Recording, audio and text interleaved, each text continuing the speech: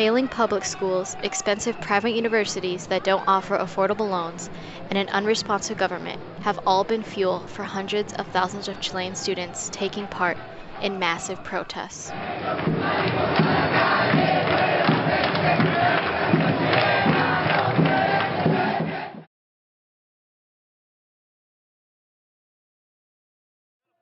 The protests in this South American nation began in 2011 when Universidad de Chile students took to the streets to demand change from the tax system created in 1981 during the dictatorship of Augusto Pinochet.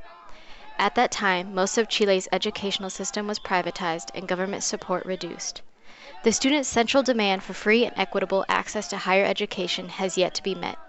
In the last few months of Piñera's presidency, and with presidential elections looming on November 19, 2013, the protests have been intensifying.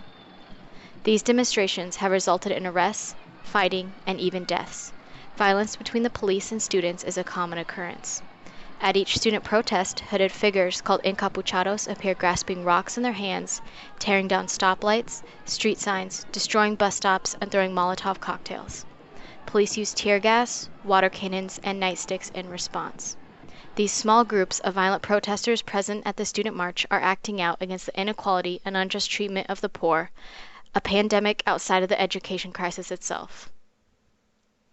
Meanwhile, newspapers in Chile focus on this violence, providing the government with reasons to ignore the legitimate demands of the student leaders, professors, and workers, those who believe that equality, free education is a right for all Chileans.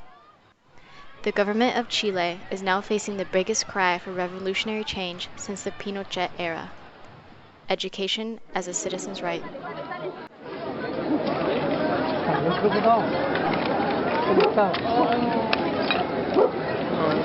Qué grande la imagen.